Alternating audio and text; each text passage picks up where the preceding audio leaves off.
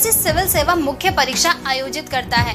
हर साल UPSC civil सेवा प्रारंभिक परीक्षा के लिए 10 लाख से अधिक उम्मीदवार पंजीकरण करते हैं, जिसमें से लगभग 10,000 उम्मीदवार मुख्य के लिए योग्य होते हैं। यूपीएससी सिविल सेवा परीक्षा थोड़ी कठिन होती है, लेकिन आप टाइम मैनेजमेंट, स्टडी प्लान और पूरे ध्यान लगाकर यूपीएससी की तैयारी कर ले तो आप यूपीएससी आईएएस परीक्षा में टॉप कर सकते हैं। सरकारी नौकरी में यूपीएससी की नौकरी सबसे बेस्ट माना जाता है। ऐसे में अगर आप भी आईएएस अफसर बनने का सपना देख रहे हैं तो हम आपको बता दें कि 12वीं के बाद यूपीएससी आईएएस की तैयारी घर बैठे कैसे करें। यूपीएससी आईएएस परीक्षा को भारत के सबसे प्रतिष्ठित परीक्षाओं में से एक माना जाता है। हर साल देश भर में हजारों की संख्या में लोग इस पर प्रयास करते हैं। हालांकि उनमें से केवल एक छोटा प्रतिशत ही आईएएस अधिकारी बनने के इस लक्ष्य को प्राप्त कर सकता है। सिविल सेवा परीक्षा न केवल अपने व्यापक पाठ्यक्रम के कारण बल्कि इसकी अत्यधिक जटिल प्रकृति के कारण भी चुनौतीपूर्ण है। प्रतियोगी परीक्षा की तैयारी करते समय तैयारी की रणनीति होना महत्वपूर्ण है, लेकिन यूपीएससी आईएएस परीक्षा उत्तीर्ण करने के लिए यह दृष्टिकोण महत्वपूर्ण हो जाता है। आज हम आपको इस वीडियो के माध्यम से यूपीएससी पास करने के कुछ इम्पोर्टेंट टिप्स के बारे में बताएंगे, जिनमें से एक है कोर्स मटेरियल। दोस्तों, किसी भी परीक्षा का मूल उसका पाठ्यक्रम होता है। इससे पहले कि आप किताब पढ़ना शुरू करें, आपको पहले पाठ्यक्रम को समझना होगा। आपको यह तय करने में मदद करेगा कि क्या पढ़ना आवश्यक है और क्या उपेक्षित किया जा सकता है, क्योंकि सभी परीक्षा प्रश्न प्रदान किए गए पाठ्यक्रम से होते हैं। इसलिए पाठ्यक्रम यानी सिलेबस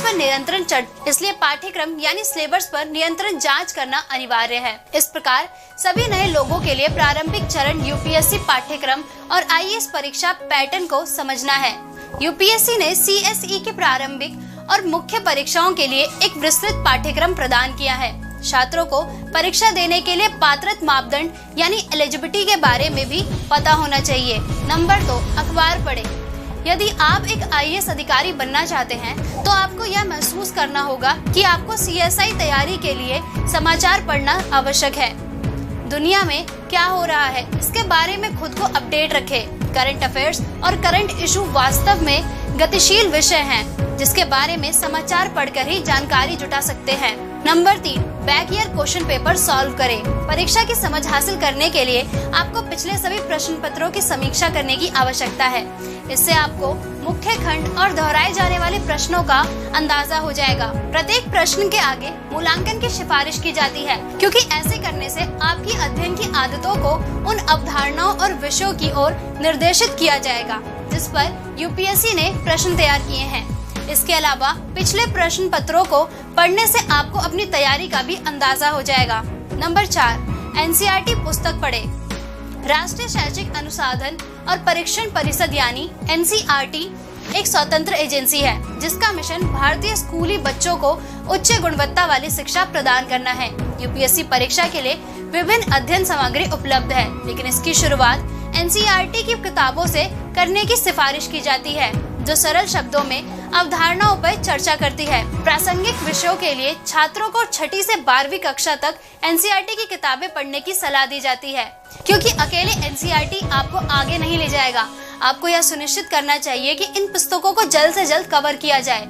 अपनी तैयारी के पहले 3 महीने के दौरान उन्हें खत्म करना सबसे अच्छा होगा। नंबर 5, नोट्स तैयार करें। आईएएस के लिए परीक्षा पास करने के संघर्ष में नोट्स एक महत्वपूर्ण तत्व होगा। आपको हाथ में उचित और प्रभावी नोट्स के बिना अपनी तैयारी के साथ आगे बढ़ना चुनौतीपूर्ण होगा।